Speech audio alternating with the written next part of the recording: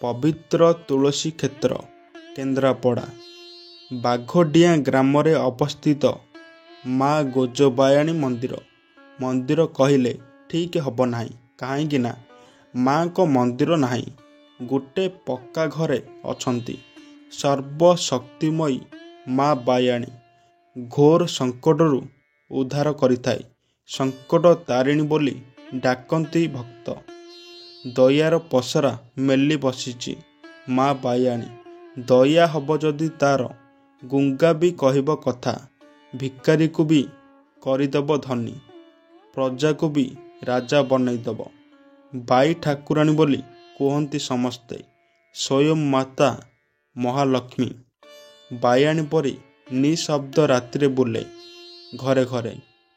ରୋଗ ଶଯ୍ୟାରେ ପଡ଼ିଥିଲେ ହାତକୁ ମଥାରେ ଆଉଁସି ଦେଇ ଭଲ କରିଦିଏ। ବିଶ୍ୱାସ ନହେଲେ ମଧ୍ୟ ଏହା ସତ।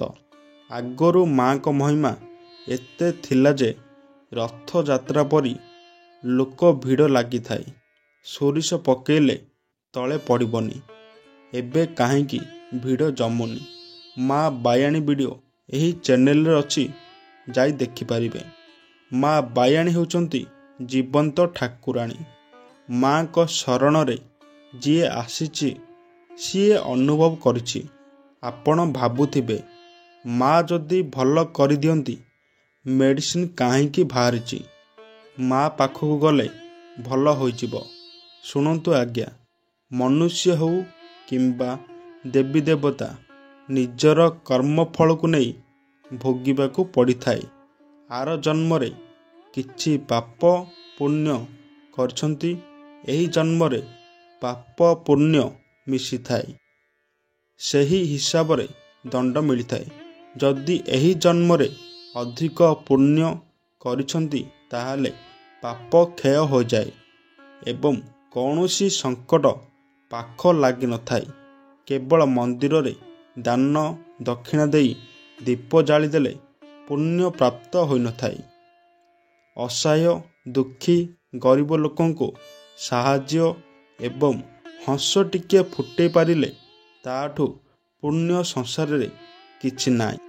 ଆମେ ଯଦି ଏତିକି ପୁଣ୍ୟ କାମ କରିଥିବା ଆମର କର୍ମ ବି ସାଥ୍ ଦେବ। ତା ସହିତ ବ୍ରହ୍ମମୟୀ ବାୟାଣୀ ବି ଖୁସି ହୋଇ ସୁଖର ଅମୃତ ବର୍ଷା କରାଇଦେବ। ସଦା ସର୍ବଦା ପଣତ କାନିରେ ଘଣ୍ଟ ଘୋଡ଼େଇ ରଖିବ। ଦୁଃଖକୁ ପାଖ ଲାଗିବାକୁ ଦେବ ନାହିଁ। ଆଉ ଗୋଟେ କଥା, ଯୋଡ଼େ ଡାକ୍ତର ହାର ମାନନ୍ତି ଭଗବାନ କରନ୍ତି ଚମତ୍କାର। କେହି କୁହନ୍ତି ଭଗବାନ ବୋଲି କିଛି ନାହିଁ। ଆଜ୍ଞା, ଭଗବାନ ଯଦି ନାହାନ୍ତି, ପଶୁ ପକ୍ଷୀ ଗଛ ମନୁଷ୍ୟ ସୂର୍ଯ୍ୟ ଚନ୍ଦ୍ର ଆତଜାତ ହୁଅନ୍ତି କେମିତି?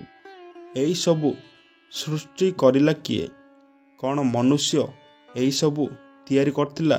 ନାହିଁ ଆଜ୍ଞା, ଭଗବାନ ଅଛନ୍ତି। ଆପଣ କହିବେ, ଯଦି ଭଗବାନ ଅଛନ୍ତି କାହିଁକି ଦେଖା ଦେଉନାହାନ୍ତି? ଆଜ୍ଞା, ଦେଖା ଦେଉଛନ୍ତି, କିନ୍ତୁ ଆମେ ଚିହ୍ନି ପାରୁନାହାନ୍ତି। ତାଙ୍କର ସୃଷ୍ଟିର ରଚନା ଆମେ ବୁଝିବା ଅସମ୍ଭବ। ଆଜ୍ଞା, ଆକାଶରେ ଦେଖୁଛନ୍ତି ସୂର୍ଯ୍ୟ ଚନ୍ଦ୍ର, ସିଏ କ'ଣ ଭଗବାନ ନୁହନ୍ତି?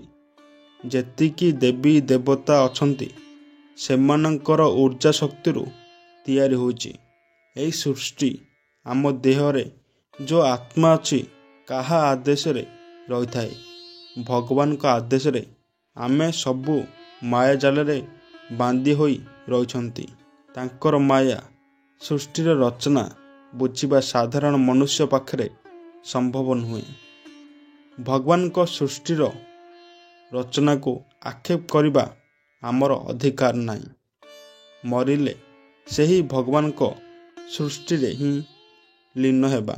ଯଦି ପ୍ରକୃତରେ ଦେବୀଙ୍କୁ ଦର୍ଶନ କରିବାକୁ ଚାହାନ୍ତି, ଏହି କଳିଯୁଗରେ ସାହସ ଯଦି ଅଛି, ଗଞ୍ଜାମର ମା ଦଣ୍ଡକାଳୀ ମନ୍ଦିର ଯିବେ। ଅଧନିଶା ରାତିରେ ମନ୍ଦିର ପାଖରେ ଠିଆ ହୋଇ ମାଙ୍କୁ ଡାକିବେ। ତାପରେ ଅନୁଭବ କରିବେ ଭଗବାନ ଅଛନ୍ତି କି ନାହିଁ।